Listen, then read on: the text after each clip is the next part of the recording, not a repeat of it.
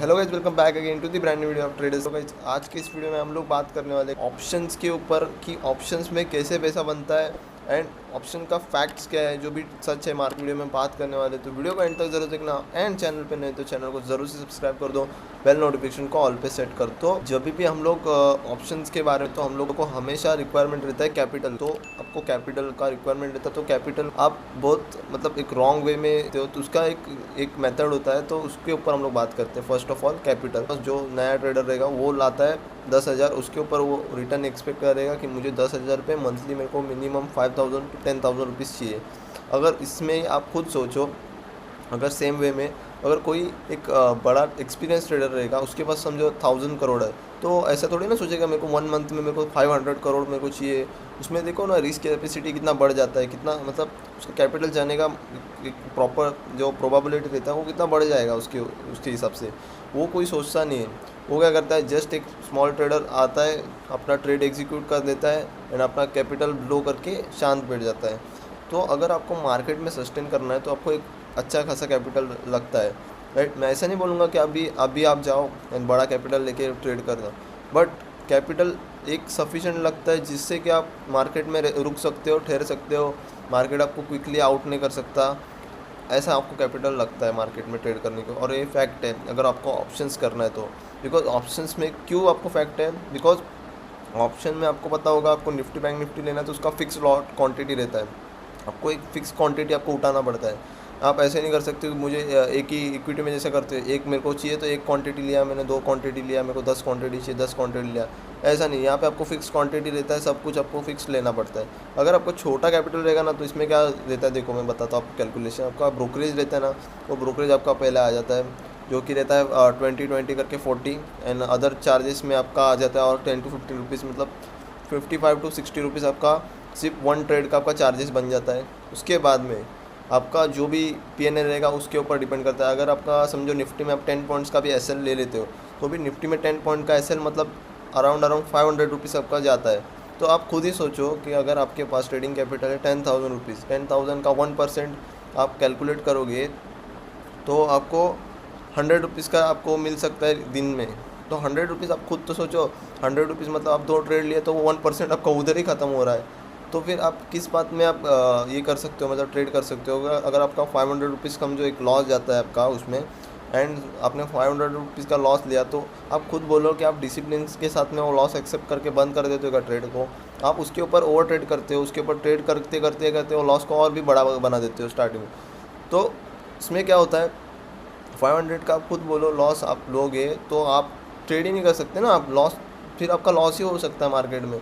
आपको मिनिमम एक जो बोलता है ना, आपका रिस्क कैपेसिटी थोड़ा बहुत निफ्टी को, बैंक निफ्टी को देखते हुए आपको थोड़ा बहुत बड़ा करना पड़ता है।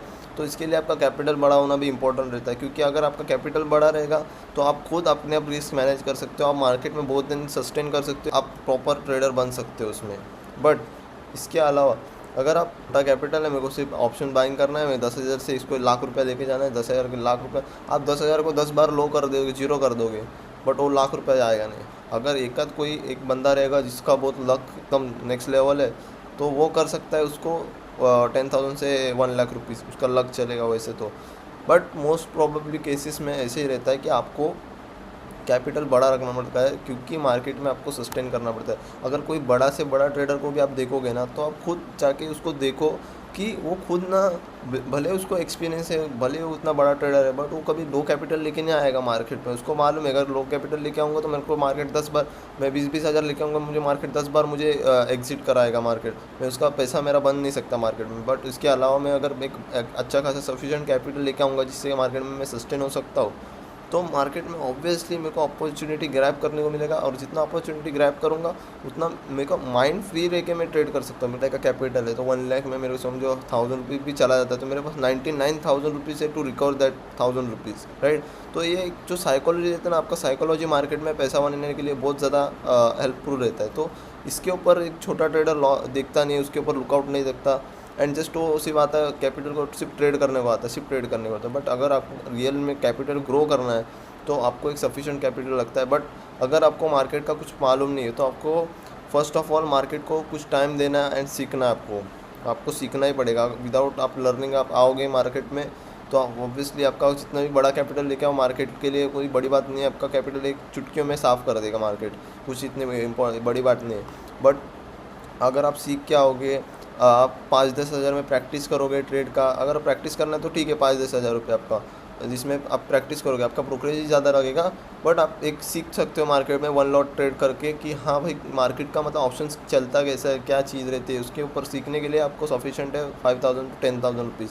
बट अगर आप बात आती है कमाने की, तो कमाने के लिए आपको एक बड़ा कैपिटल चाहिए कमाने के लिए। 10% भी लेके चल रहे हो ना मंथली, तो भी आप खुद कैलकुलेट कर लो ईयरली आपका कितना हो रहा है, 120% रिटर्न्स हो रहा है, मतलब आपका कैपिटल डायरेक्टली डबल हो रहा है। बट ये कोई ध्यान नहीं देता इसके ऊपर। तो इसके ऊपर फोकस करो कि आपको परसेंटेज वाइज आपको रिटर्न्स के ऊपर फोकस करो। अगर कौन से मंथ में आपका प्रॉपर परसेंटेज वाइज आपका गेन मिल गया, जो भी 10% 20%, तो आप वो महीने को छोड़ दो, उसको जो प्रॉफिट रहेगा उसको डाइजेस्ट करो, उसको भी सीखो डाइजेस्ट करना। तो क्या करते हैं बहुत लोग, उसका उतना इतना परसेंटेज का एक गोल था उतना अचीव कर लिया तो भी ट्रेड करते रहेंगे, ओवर ट्रेड करते रहेंगे, तो भी बाकी के दिन छोड़ेंगे नहीं, ऐसा गेन हुआ रहता है। वो आप हायर और रिटर्न एक्सपेक्ट करते करते आप उसको भी लूज़ कर देते हो मार्केट में। सो आपको ये चीज़ को अवॉइड करना है, राइट। इसके ऊपर भी काम करो, परसेंटेज वाइज सोचो, दिन का भी एक रिस्क रिवॉर्ड रेशो आप डिसाइड करो कि मुझे रिस्क मेरे को दिन का मेरे को 1% ही लेना है, मेरे कैपिटल का मेरे को 2%, इसके मतलब ज़्यादा मत लो, इससे ज़्यादा, बिकॉज अगर आप 10% दिन का रिस्क लोगे मतलब आप 10 दिन में आपका कैपिटल साफ़ कर सकते हो। और मार्केट में सबसे बड़ा टूल रहता है कैपिटल आपका। आप वो ये जो टूल है इसको आप प्रॉपर यूज़ करोगे तो आप इससे बहुत ज़्यादा आप हायर रिटर्न्स बना सकते हो, right.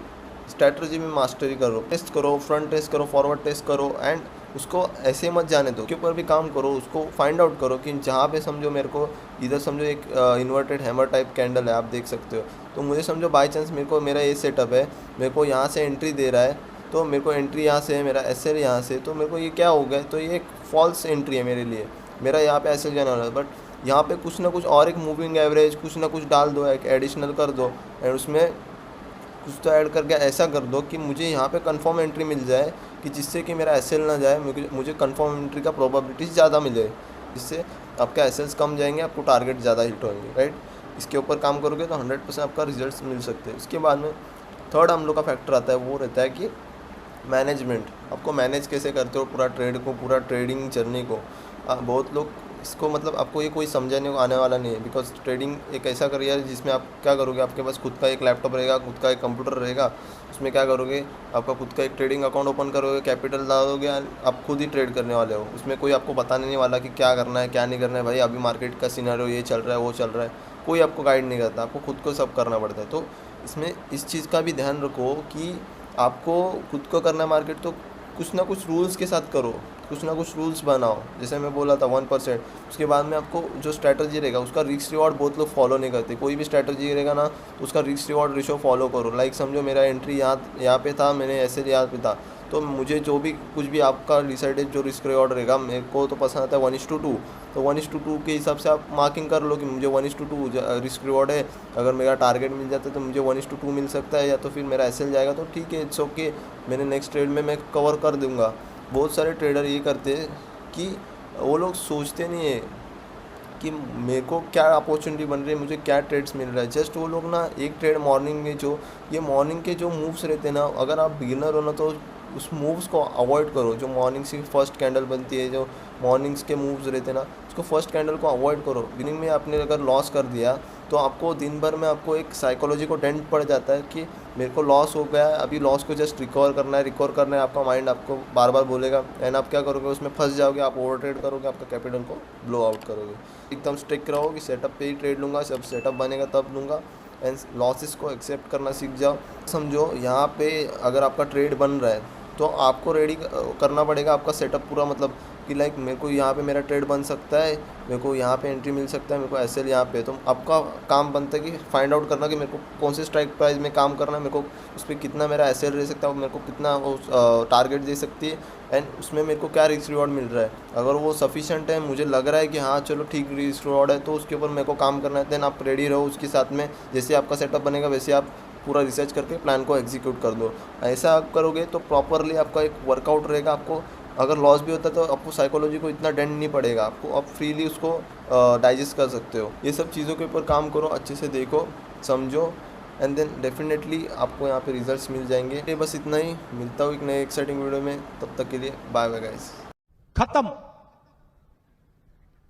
Bye bye, tata, goodbye, गया।